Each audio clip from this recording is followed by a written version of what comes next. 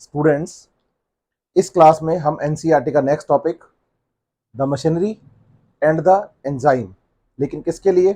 DNA replication के लिए। तो बेसिकली यहां हम जो टॉपिक पढ़ने वाले हैं वो हम पढ़ने वाले हैं मैकेनिज्म ऑफ डीएनए रेप्लिकेशन। हमने कहा कि डीएनए रेप्लिकेशन जो है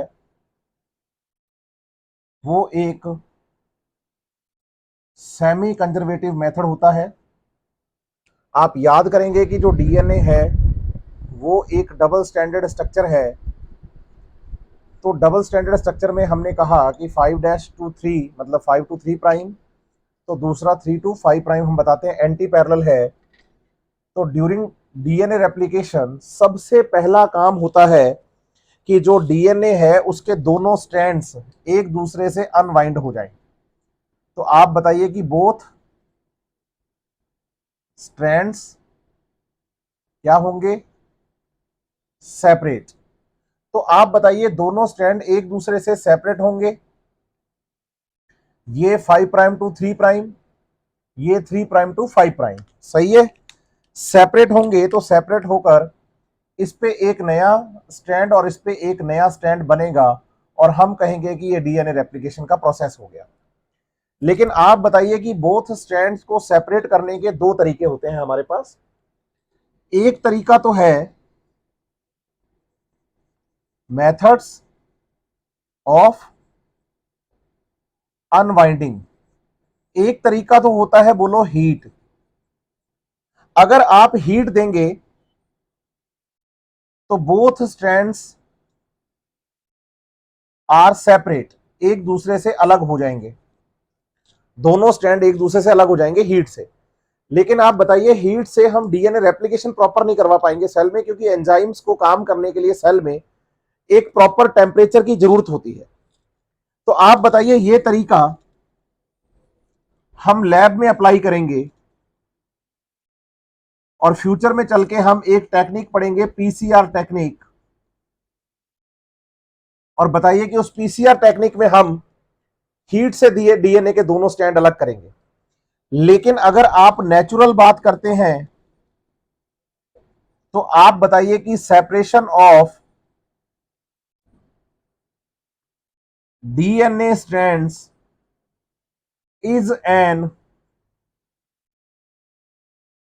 एंजाइमेटिक प्रोसेस। तो आपको बताना है कि डीएनए रेप्लिकेशन के दौरान दोनों स्ट्रैंड्स आपको एक दूसरे से सेपरेट करने पड़ेंगे। सेपरेट करने के लिए आप हीट का यूज कर सकते हैं, लेकिन वो लैब के लिए ज्यादा प्रोमिनेंट मेथड है, पीसीआर टेक्निक में हम पढ़ेंगे। लेकिन अगर नेचुरली आप ऐसा करना चाहते हैं जो कि सेल में डीएनए रेप्लिकेशन चलता है, तो दोनों स्ट्रैंड्स को अलग करने का तरीका एक एंजाइमेटिक प्रोसेस है, और इस एंजाइम का नाम हम बताते हैं हेलिकेज एंजाइम। और ये जो हेलिकेज एंजाइम होता है ये हाइड्रोजन बॉन्ड्स को ब्रेक कर देता है, हाइड्रोजन बॉन्ड्स को ब्रेक कर देता है। तो आप बताइए, एक तो डीएनए रेप्लिकेशन के लिए हमें हाइड्रोजन बॉन्ड्स को ब्रेक करके एक दूसरे से अलग करना पड़ेगा दोनों ही किसको? स्ट्रैंड्स को। और हाइड्रोजन बॉन्ड्स को ब्रेक करने वाले एंजाइम का नाम हेलिकेज है। एक बात तो ये आप क्लियर कर लो, ठीक है, ये आपको क्लियर। अब एक बात और सीखो कि जो डीएनए है उसकी लेंथ काफी होती है। यहां तक क्लियर है? आगे बढ़ता हूं। डीएनए जो है उसकी लेंथ काफी होती है, ठीक है। ह्यूमन डीएनए के बारे में हमने बताया है कि लगभग 2.2 मीटर लंबा डीएनए है। लेकिन आप बताइए कि एनसीईआरटी हमें ज्यादातर बातें सारी की सारी ई कोलाई बैक्टीरिया के बारे में बताती है।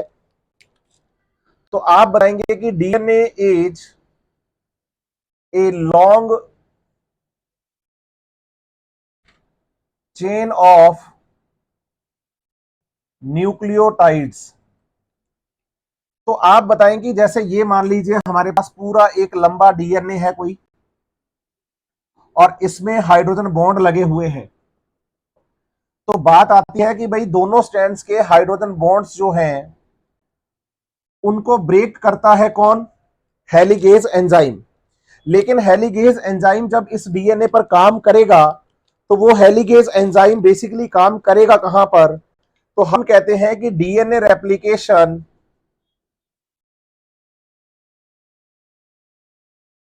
Initiate at ori site. Ori site वो साइट होती है जहां से डीएनए रेप्लिकेशन इनिशिएट करता है और हेलिगेज एंजाइम वहां काम करेगा।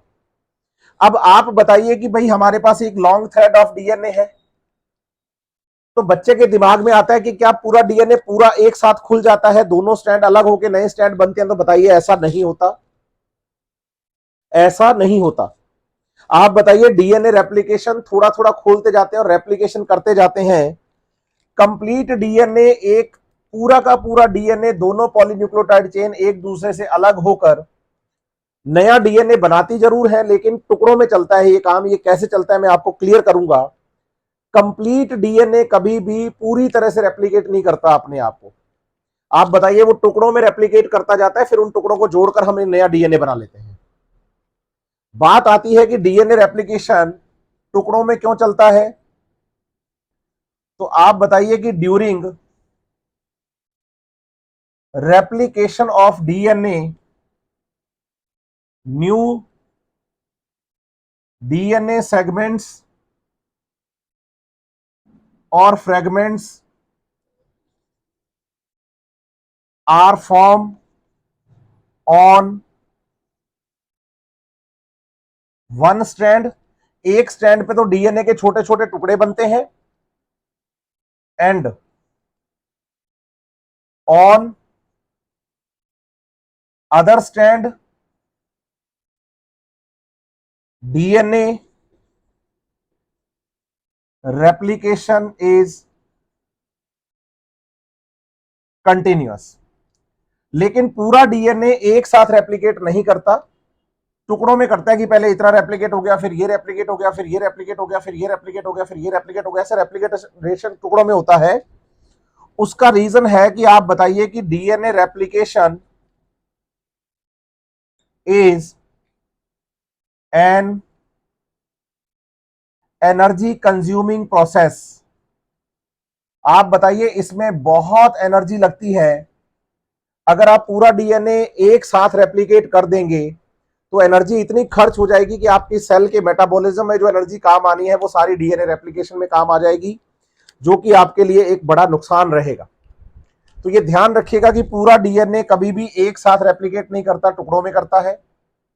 और आप बताइए, डीएनए रेप्लिकेशन साइट जो होती है वो ओराई साइट होती है।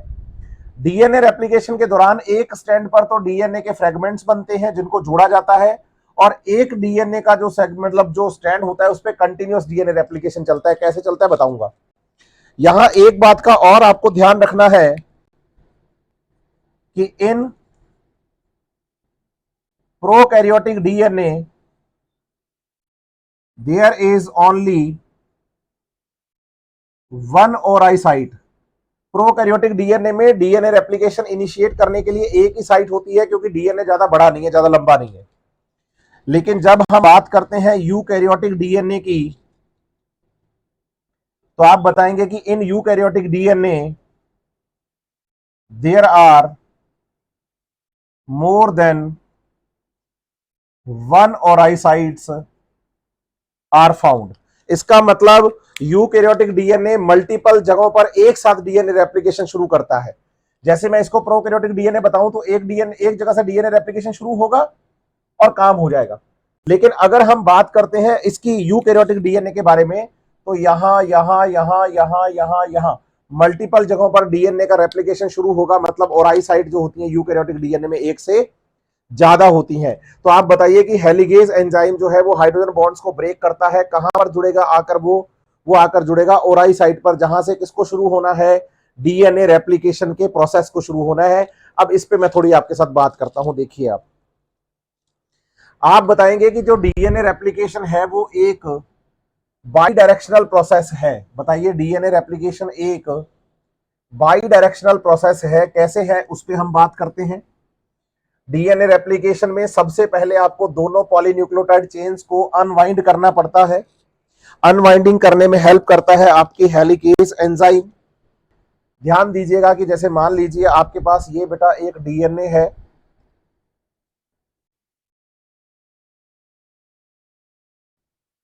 ये इसका 5th प्राइम, ये इसका 3 प्राइम, ये इसका 3 प्राइम, ये इसका 5th प्राइम, सही है। आप बताइए कि मान लेते हैं कि ये वाली जो जगह है पर्टिकुलर, ये जगह ओराई साइट है, ठीक है। इस ओराई साइट पर आकर जुड़ेगा हेलिगेज एंजाइम। जब हेलिगेज एंजाइम इस ओराई साइट पर आकर जुड़ेगा तो आप बताएंगे कि हेलिगेज एंजाइम के इस ओराई साइट पर जुड़ने की वजह से यहां से हाइड्रोजन बॉन्ड्स जो है वो टूट जाएंगे। जो हाइड्रोजन बॉन्ड है यहां पर वो टूट जाएंगे। जब ये हाइड्रोजन बॉन्ड यहां से टूट जाएंगे तो आपको बताना है कि यहां हाइड्रोजन बॉन्ड तो बचे रहे, लेकिन ओराई साइड से हाइड्रोजन बॉन्ड टूट गए तो बीच के ये दोनों स्ट्रैंड्स एक दूसरे से अलग हो गए। यहां ये जो प्राइम था वो 5/5 था, इधर जो था ये 3rd था, इधर जो था ये 3rd था, और इधर जो था ये 5th था। सही है। अब आप देखिए डीएनए रेप्लिकेशन बाई डायरेक्शनल होता है। इसको आपको दो तरीके से आप समझ सकते हैं, दोनों ही तरीके ठीक है। पहला तरीका यह है कि एनसीईआरटी ने हमें डीएनए रेप्लिकेशन के बारे में ऐसी एक स्ट्रक्चर पढ़ाई है जिसको कि हम रेप्लिकेशन फॉर्क का नाम देते हैं। ध्यान दीजिएगा मेरी बात पर। ये 5 प्राइम, ये 3 प्राइम, ये 3 प्राइम, ये 5 प्राइम। अगर यहां से मैं इस टुकड़े को थोड़ा सा अलग करके आपको पढ़ा दूं बीच में से यूं, तो आप बताइए ऊपर वाला रेप्लिकेशन फॉर्क आपको ये दिखाई देगा ऐसे, और नीचे वाली तरफ अगर आप देखेंगे तो ऐसा ही एक डायग्राम आपको नीचे की तरफ भी मिलने वाला है। तो आप बताइए इधर होगा 3 प्राइम, इधर होगा 5 प्राइम, इधर होगा 3 प्राइम, इधर होगा 5 प्राइम। तो आप बताइए ये एक नीचे वाला रेप्लिकेशन फॉर्क है। इसका मतलब ओराई साइट पर जब आकर एक हेलिगेज एंजाइम काम करता है, यहां पर आकर जुड़ेगा कौन? हेलिगेज, और इसके हाइड्रोजन बॉन्ड्स को वो तोड़ देगा। तो तोड़ने से डीएनए रेप्लिकेशन, ऊपर वाला डीएनए भी रेप्लिकेट करेगा और नीचे वाला डीएनए भी रेप्लिकेट करेगा। आप इसे बाई डायरेक्शनल ऐसे समझ सकते हैं कि डीएनए रेप्लिकेशन इधर वाले डीएनए में भी चलेगा और इधर वाले डीएनए में भी चलेगा। एक तो आप ऐसे समझ सकते हैं कि ये बाई डायरेक्शनल मेथड है। उम्मीद करता हूं समझ आती है। ये बातें ज्यादातर बोली नहीं जाती है क्लास में, जो बोली जाती है वो बताता हूं। लेकिन बाई डायरेक्शनल का एक तरीका तो ये है। दूसरा तरीका, दोनों तरफ डीएनए रेप्लिकेशन हो रहा है इसलिए।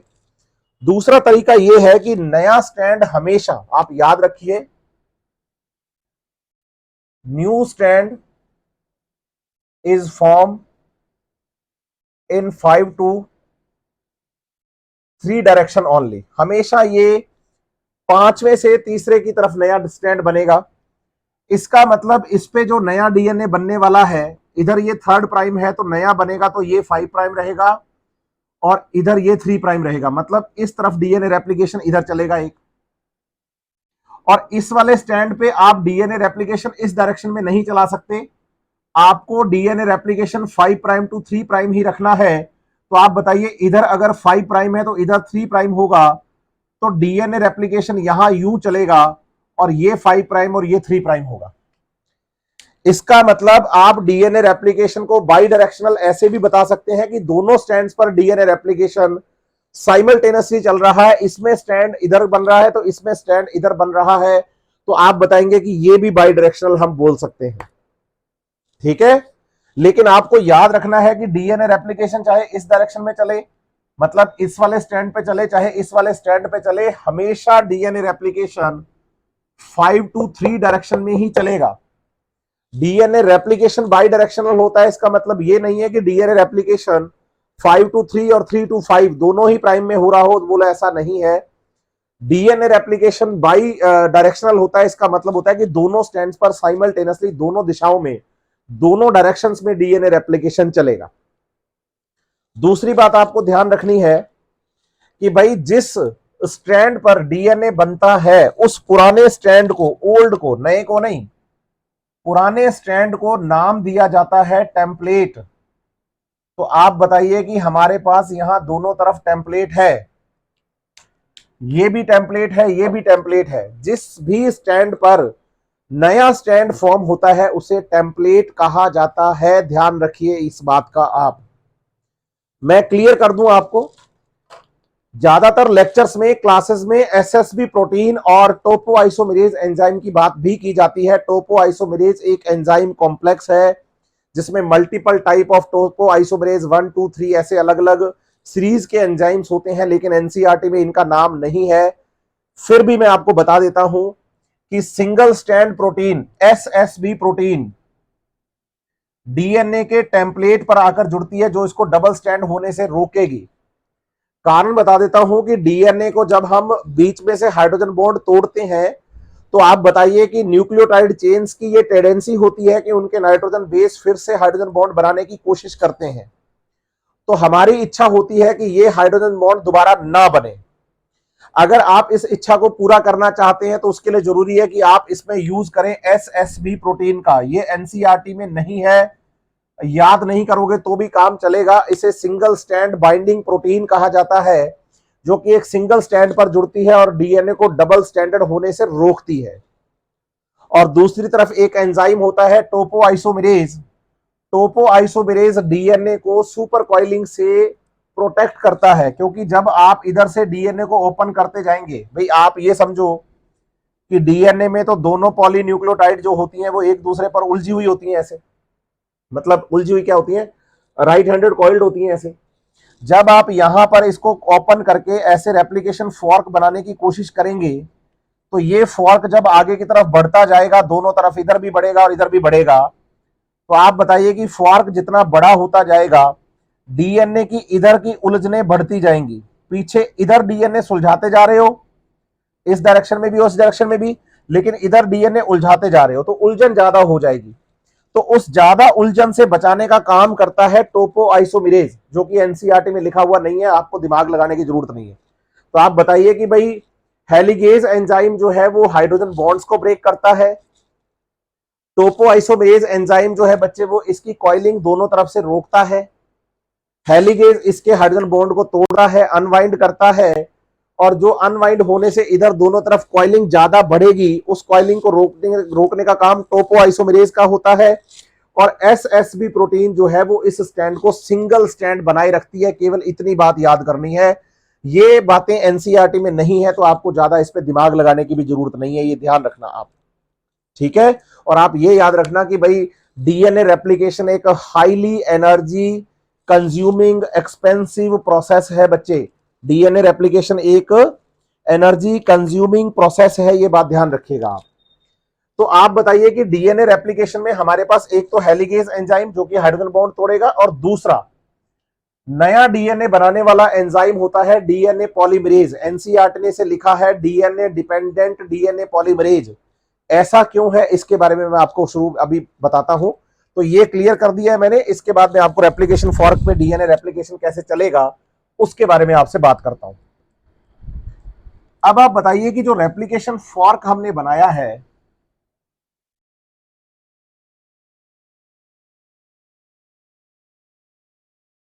इस रेप्लिकेशन फोर्क पर डीएनए रेप्लिकेशन इनिशिएट होता है। जैसे मैं आपको बताऊं कि मैं इधर का एक ये रेप्लिकेशन फॉर्क बस इतना बना के आपको बता देता हूं। ये इसका फिफ्थ प्राइम, ये थर्ड प्राइम, ये थर्ड प्राइम, ये फिफ्थ प्राइम, ये हाइड्रोजन बॉन्ड है, और इधर ये सिंगल स्टैंड है, सही है। जिस पर नया स्टैंड बनता है उसे हम टेम्पलेट कहते हैं, ये हमें पता है। तो आप बताइए दोनों तरफ हमारे पास टेम्पलेट है। दूसरी बात बताइए कि भाई नया डीएनए स्टैंड फॉर्मेशन करने के लिए DNA dependent DNA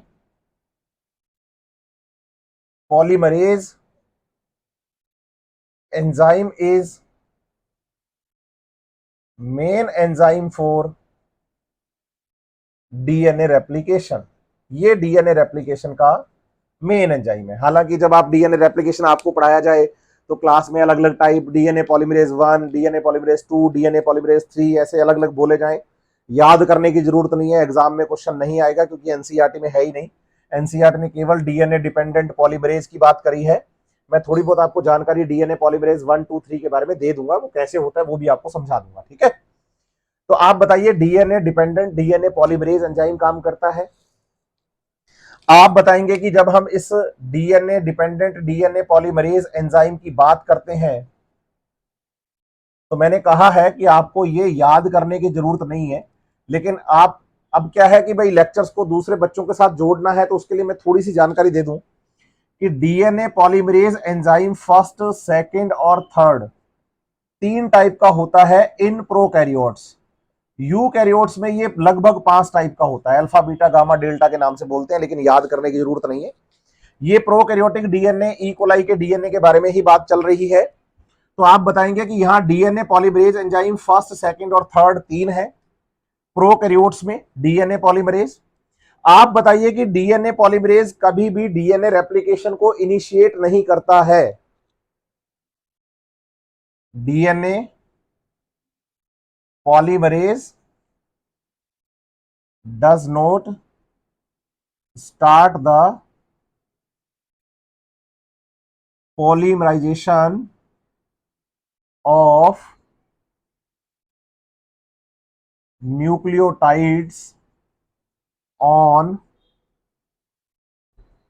template strand. Template strand पर ये डीएनए रेप्लिकेशन को स्टार्ट नहीं कर पाता है डीएनए पॉलीमरेज, ना 1 ना 2 ना 3। ठीक है, तो समझना होगा कि डीएनए पॉलीमरेज अगर डीएनए रेप्लिकेशन को स्टार्ट नहीं करता तो डीएनए रेप्लिकेशन को इनिशिएट करने के लिए, पॉलीमराइजेशन करने के लिए आप बताइए कि हमें एक आरएनए प्राइमर की जरूरत पड़ती है। ये आरएनए प्राइमर क्या करता है कि जिस जगह पे डीएनए की शुरुआत आपको रेप्लिकेशन की करनी है उस जगह पे जुड़ के ये पॉलीमराइजेशन को क्या करता है, इनिशिएट करता है। इसका काम होता है इनिशिएट करना डीएनए रेप्लिकेशन को। तो आप बताइए डीएनए रेप्लिकेशन करता तो डीएनए रेप्लिकेशन का एंजाइम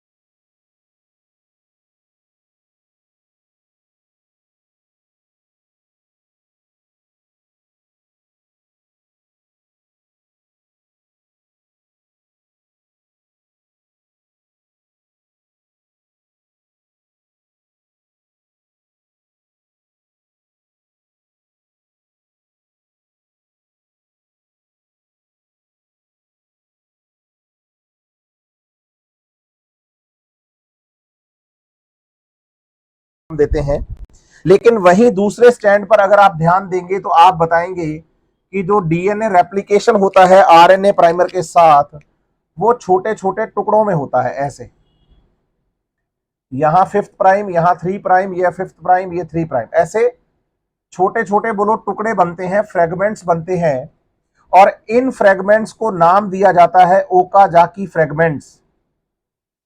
ओकाजाकी फ्रेगमेंट्स। और बताएंगे कि इस ओकाजाकी फ्रेगमेंट वाले स्ट्रैंड को नाम दिया जाता है लैगिंग स्ट्रैंड। इसका मतलब लीडिंग पे तो कंटिन्यूस डीएनए रेप्लिकेट करता है और लैगिंग स्ट्रैंड पे छोटे छोटे क्या बनते हैं, हाँ, फ्रेगमेंट्स बनते हैं। तो बात आती है कि लीडिंग स्ट्रैंड तो कंटिन्यू डीएनए रेप्लिकेशन कर रहा है, लेकिन लैगिंग स्ट्रैंड पर छोटे छोटे स्ट्रैंड क्यों बन रहे हैं, तो इसकी मैं आपसे थोड़ी सी जानकारी आपको दे देता हूं, आपको बता देता हूं कि ऐसा कैसे है। आप बताएंगे कि जब हम डीएनए रेप्लिकेशन प्रोसेस की बात करते हैं, पहले तो ये क्लियर कर लीजिए कि डीएनए रेप्लिकेशन जो है वो DNA dependent DNA polymerase enzyme करता है। डीएनए डिपेंडेंट पॉलीमरेज एंजाइम जब ये काम करेगा, ये खुद काम शुरू नहीं कर सकता। हालांकि हमारे पास इसके 3 टाइप हैं प्रोकैरियोट्स में, लेकिन आपको इस पर दिमाग लगाने की जरूरत नहीं है। तो आप बताइए, आपको केवल डीएनए पॉलीमरेज शब्द याद करना है। एग्जाम में क्वेश्चन इसी से ही आएगा क्योंकि एनसीईआरटी में यही लिखा हुआ है। साथ ही साथ बताइए कि डीएनए पॉलीमरेज जो है वो कभी डीएनए रेप्लिकेशन का पॉलीमराइजेशन स्टार्ट नहीं कर पाता। न्यूक्लियोटाइड्स का स्टार्ट करने के लिए उसको हमेशा एक प्राइमर की जरूरत पड़ती है, जिसे कि हम आरएनए प्राइमर का नाम देते हैं, जो कि डीएनए रेप्लिकेशन को इनिशिएट करता है।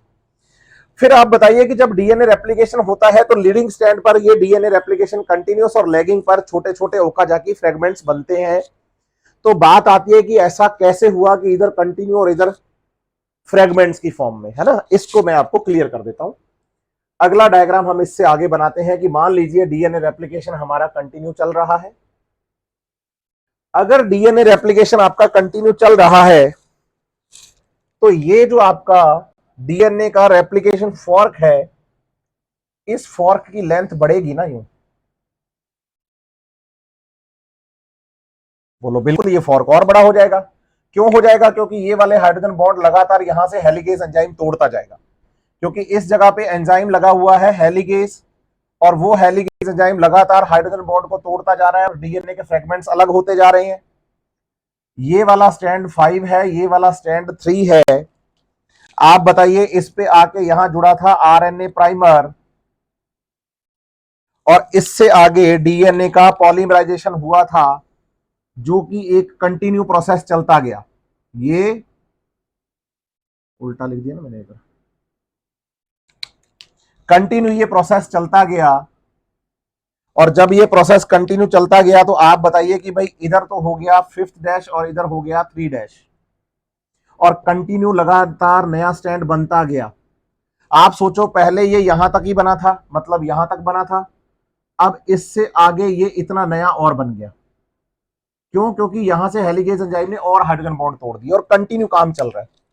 लेकिन अब इधर के बारे में सोच के देखो, इधर के बारे में ऐसा था कि भाई हमारे पास 2 स्टैंड तो ऑलरेडी बने हुए थे, यहां पर आरएनए प्राइमर जुड़ा हुआ था, और ये एक स्टैंड यहां से इधर हो गया, एक स्टैंड ये यहां से इधर हो गया, और ये 2 स्टैंड तो हमने बना रखे थे 5 to 3 डैश के।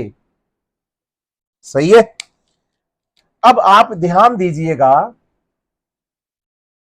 कि जब रेप्लिकेशन फॉर्क आपका और आगे ग्रोथ करता हुआ बड़ा हो जाता है, तो ये लीडिंग स्टैंड तो कंटिन्यू नए स्टैंड को बनाता ही जाएगा, लेकिन जो लैगिंग स्टैंड है जब वो खुल गया तो यहां पर तो आरएनए प्राइमर था, और डीएनए रेप्लिकेशन इस डायरेक्शन में तो हो नहीं सकता। तो बताइए, ये वाला टुकड़ा तो पूरा हो गया, अब इस वाले टुकड़े में नया डीएनए कैसे बनाया जाए? तो बोलो फिर से एक शुरुआत की जाए, यहां पर एक आरएनए प्राइमर को जोड़ा जाए, और फिर आरएनए प्राइमर को जोड़ के यहां से एक नया डीएनए यहां पर फिर से बनाया जाए 5th to 3 डैश का। इसका मतलब रेप्लिकेशन फॉर्क जब छोटा था तो इधर 2 फ्रेगमेंट थे, रेप्लिकेशन फॉर्क जब बड़ा हुआ तो 1 2 ये, और तीसरा फिर से फ्रेगमेंट बनेगा। इसका मतलब नेक्स्ट डायग्राम में जब ये फिर से हाइड्रोजन बॉन्ड आगे टूटेंगे तो ये फॉर्क और बड़ा हो जाएगा। ये डीएनए तो कंटिन्यू रेप्लिकेट करता ही जाएगा, लेकिन इधर जो 3 टुकड़े थे उसके ऊपर एक चौथा टुकड़ा और बन जाएगा। इसका मतलब जो लैगिंग स्टैंड है उस पे तो डीएनए रेप्लिकेशन टुकड़ों में ही चलता रहेगा, ये समझ लीजिए आप, टुकड़ों में ही चलता रहेगा। इसलिए इस स्टैंड को नाम दिया है लैगिंग टेम्पलेट, और इसको नाम दिया है हमने लीडिंग। लीडिंग पे कंटिन्यूअस डीएनए बनता रहता है, और लैगिंग पे सेगमेंट्स बनते हैं जिनको नाम दिया जाता है ओकाजाकी फ्रेगमेंट्स। ओकाजाकी फ्रेगमेंट्स, ये ध्यान रखिए आप। यहां तक की चीजें क्लियर है आपको? अब क्या होगा इन फ्यूचर, ये वाला जो पोर्शन है हमारे पास यहां से, तो आप बताइए कि सीधा ही हमें एक नया डीएनए मिल जाएगा कंटिन्यूअस, ये एक स्ट्रैंड और इसके साथ ये दूसरा स्ट्रैंड, और बोलो डबल स्ट्रैंडेड डीएनए यहां से एक बन जाएगा। सही है। लेकिन जब आप ओकाजाकी सेगमेंट्स वाले की बात करेंगे तो आप बताएंगे कि भाई यहां से कंडीशन बनेगी कि एक स्ट्रैंड तो ये, और इस स्टैंड पर जो डीएनए नया बनेगा ना वो टुकड़ों में बनेगा।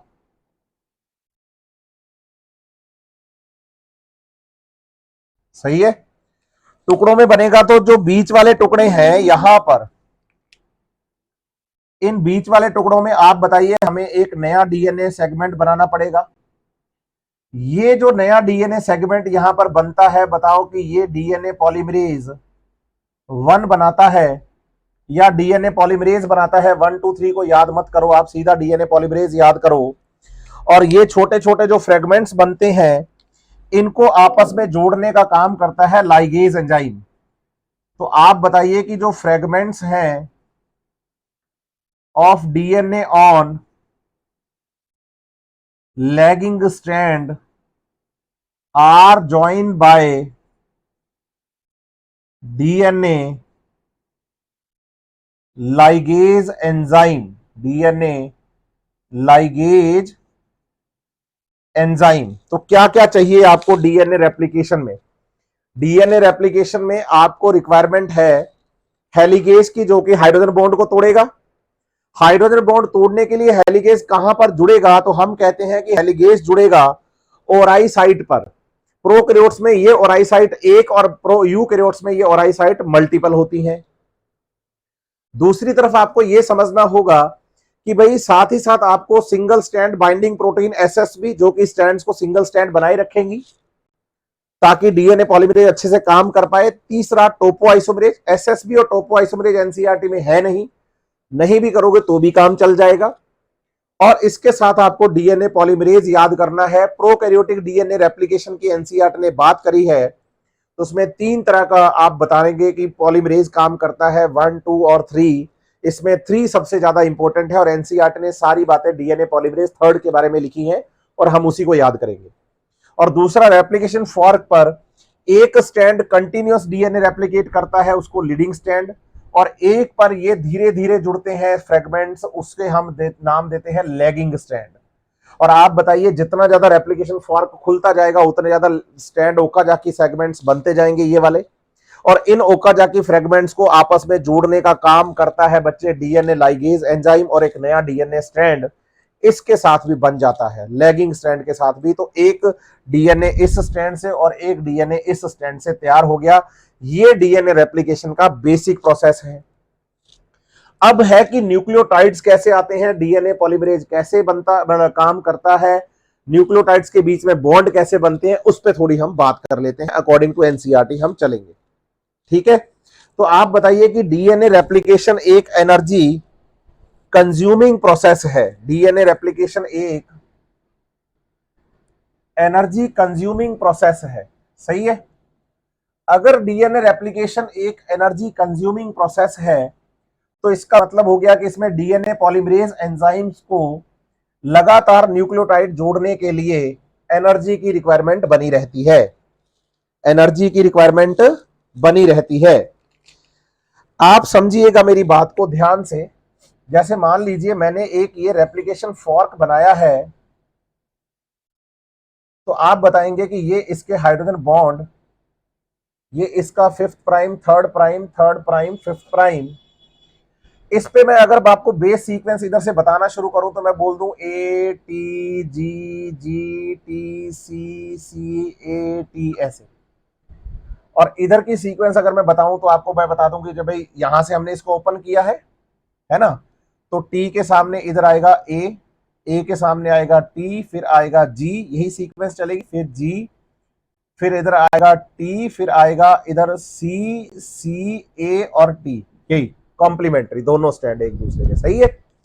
अब आप सोचो कि जब इस पे नया डीएनए बनना शुरू होगा, तो नया डीएनए बनते टाइम इसके सामने आकर जिसके साथ हाइड्रोजन बॉन्ड बनने हैं वो कौन होना चाहिए? ए वाला न्यूक्लियोटाइड होना चाहिए।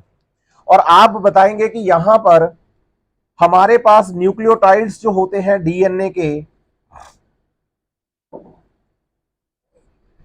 वो होते हैं बच्चे D A M P, D C M P, D G M P और डी ए एम पी, सही है। डी ऑक्सी ऐसे बोलते हैं हम, adenine monophosphate, deoxy cytidine monophosphate, deoxy guanine monophosphate और डी ऑक्सी थाइमिडीन मोनोफॉस्फेट, है ना, टीएमपी। ऐसे ये 4 टाइप के न्यूक्लियोटाइड्स यहां पर आएंगे, 4 टाइप के ये न्यूक्लियोटाइड्स यहां पर आएंगे, ये बात तो क्लियर है हमें। लेकिन आप बताइए कि डीएनए में न्यूक्लियोटाइड्स ये होते हैं, न्यूक्लियोटाइड्स इन डीएनए मोनोफॉस्फेट की फॉर्म में होते हैं। लेकिन जब ये डीएनए रेप्लिकेशन के दौरान यहां पर आकर जुड़ते हैं, तो आपको यह बताना है कि ये ट्राइफॉस्फेट की फॉर्म में आते हैं। During replication, new nucleotides comes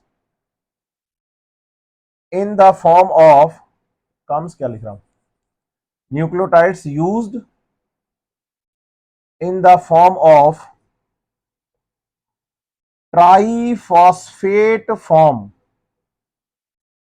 मतलब न्यूक्लियोटाइड जब यहां आएंगे तो वो आएंगे D ATP, D CTP, D GTP और डी टीटीपी।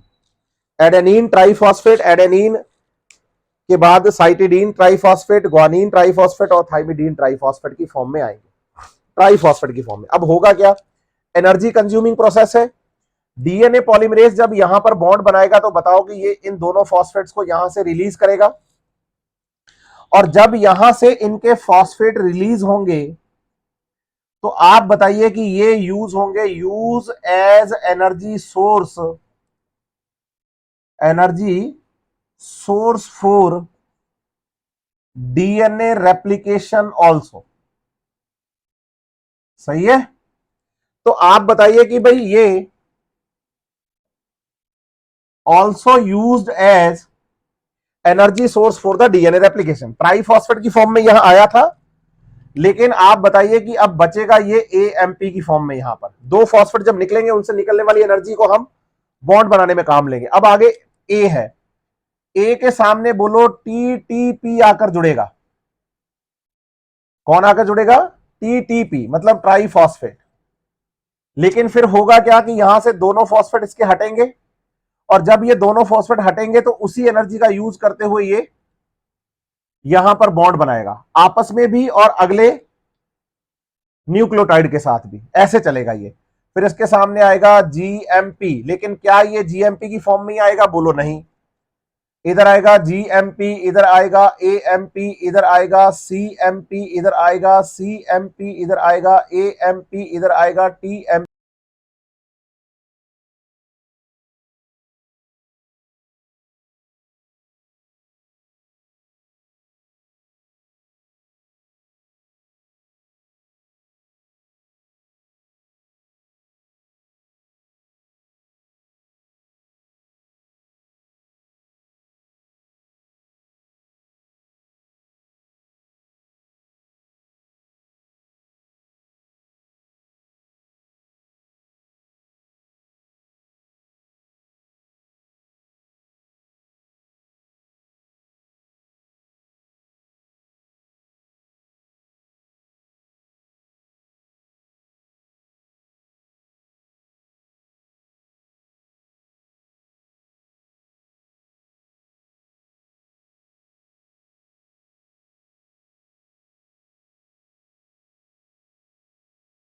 आपके पास ये तैयार हो गया इधर की तरफ, और एक नया स्टैंड आपके पास ये तैयार हो गया बेटा इधर की तरफ, और दो नए स्टैंड बन गए।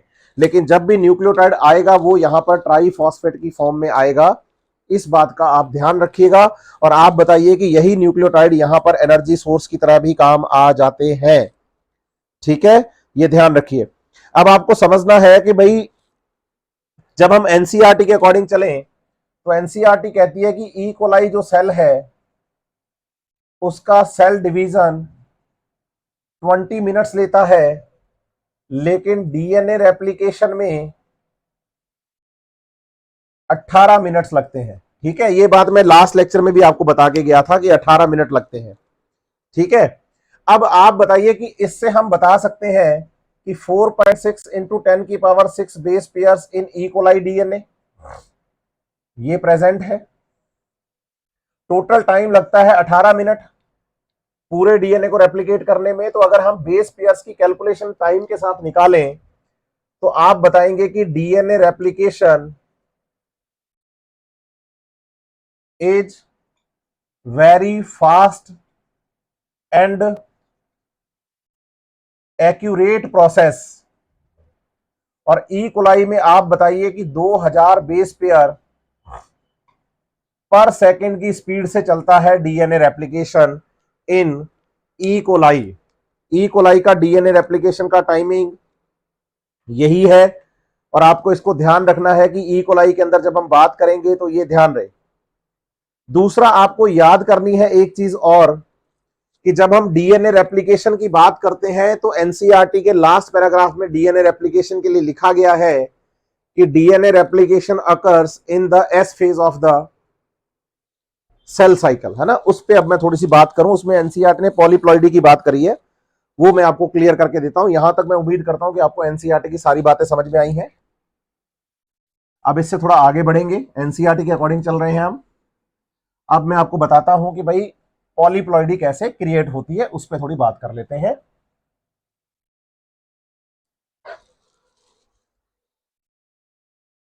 बताइए कि ये कोई सेल थी, सेल में ये न्यूक्लियस था और न्यूक्लियस में ये क्रोमेटीन था, ठीक है। और इसमें आप बताइए कि भाई एक क्रोमेटीन जो है उसमें एक डीएनए था। बताइए एस फेज आएगी, डीएनए रेप्लिकेशन होगा। जो सेल है, सेल के न्यूक्लियस में क्रोमेटीन है, उसमें बोलो दो दो डीएनए हो जाएंगे। दो दो डीएनए हो जाएंगे तो इसका मतलब जो अब आपके पास एक क्रोमेटीन फाइबर है उसमें दो डीएनए, मतलब डीएनए की अमाउंट डबल हो गई। इसके बाद आप बताइए एम फेज आती है, जिसमें कि प्रोफेज, मेटाफेज, एनाफेज और टीलोफेज हम पढ़ते हैं। इसके बाद आप बताइए कि सेल के अंदर दो न्यूक्लियस बन जाते हैं, दो न्यूक्लियस बन जाते हैं और दोनों न्यूक्लियस में जो डीएनए थे रेप्लिकेटेड वो अलग अलग आ जाते हैं। तो इसमें भी एक जो क्रोमेटीन है वो एक डीएनए के साथ रहता है और फिर उसके बाद होता है बोलो साइटोकाइनेसिस। और साइटोकाइनेसिस होने के बाद आप बताएंगे कि आपके पास दो सेल बन जाती हैं, दोनों में दो न्यूक्लियस रहते हैं, इसमें भी दो क्रोमेटीन, इसमें भी दो क्रोमेटीन और हर एक क्रोमेटीन के अंदर एक एक डीएनए। आप ध्यान दीजिएगा, ये मैंने नॉर्मल केस बताया आपको सेल साइकिल का, कि एस फेज में डीएनए रेप्लिकेशन होने के बाद अगर एम फेज पूरी हो जाए तो दो न्यूक्लियस बन के यहां पर ये सेल आ जाती है यूं। लेकिन एनसीईआरटी कह रही है कि आपके पास कोई ये सेल है, इसमें ये न्यूक्लियस है, इस न्यूक्लियस के अंदर क्रोमेटीन फाइबर हैं,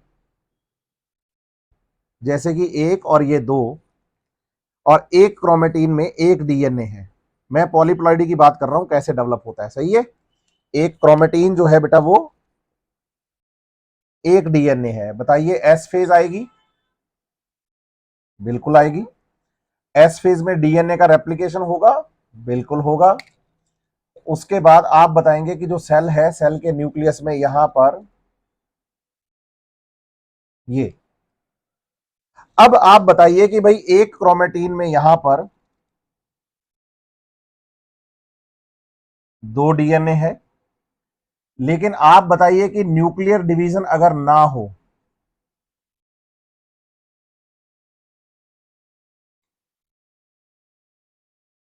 अगर न्यूक्लियर डिवीजन यहां पर ना हो तो आप बताएंगे आपके पास एक सेल, सेल के अंदर ये न्यूक्लियस, न्यूक्लियस के अंदर आपके पास क्रोमेटीन हो जाएंगे चार। इसका मतलब अभी तक क्रोमेटीन या क्रोमोसोम दो थे, लेकिन अभी क्रोमोटीन या क्रोमोसोम चार हो गए। इसका मतलब अगर एस फेज होने के बाद, मतलब डीएनए रेप्लिकेशन होने के बाद न्यूक्लियस का अगर डिवीजन ना हो तो सेल पॉलीप्लॉइड हो जाती है, मतलब सेल में क्रोमोसोम के नंबर इंक्रीज हो जाते हैं, इसे हम पॉलीप्लॉइडी कहते हैं। अगर ये एन टाइप की सेल होगी तो यहां 2n टाइप की हो जाएगी, और अगर ये 2n टाइप की मदर सेल होगी तो यहां पर ये 4n टाइप की सेल हो जाएगी, मतलब number of chromosome in the nucleus increase हो जाते हैं। बच्चा कहता है कि सर हमने ना सेल डिवीजन में भी एक लाइन पढ़ी थी कि भाई जब सेल में साइटोकाइनेसिस नहीं होता तो उसमें बाई न्यूक्लिएटेड सेल बन जाती है। तो आप बताइए, उसका केस है कि उसमें न्यूक्लियर डिवीजन हो जाता है। बाई न्यूक्लिएटेड या मल्टी न्यूक्लिएटेड सेल बनने में, जिसमें कि लिक्विड एंडोस्पर्म आप पढ़ते हैं ना बच्चे कोकोनट का, उसमें क्या होता है कि साइटोकाइनेसिस नहीं होता, एम फेज तो आती है, प्रोफेज, मेटाफेज, एनाफेज, टीलोफेज तक। लेकिन यहां आप बताइए डीएनए रेप्लिकेशन तो हुआ है लेकिन सेल डिवाइड ही नहीं करती, न्यूक्लियर डिवीजन ही नहीं हुआ, न्यूक्लियस के अंदर ही डीएनए जो है बच्चे उसकी अमाउंट डबल होती गई। तो बताइए इससे पॉलीप्लॉइडी डेवलप हो जाती है। ये एनसीईआरटी ने आपको लास्ट वाले पैराग्राफ में पढ़ाया है। इसके बाद अगला टॉपिक आपका ट्रांसक्रिप्शन है, जो कि आपको आगे की क्लासेस में पढ़ाया जाएगा। उम्मीद करता हूं कि यहां तक की चीजें आपको सारी समझ में आई हैं। अब इससे रिलेटेड आपको क्वेश्चन सॉल्व करने हैं, और बेस्ट ऑफ लक।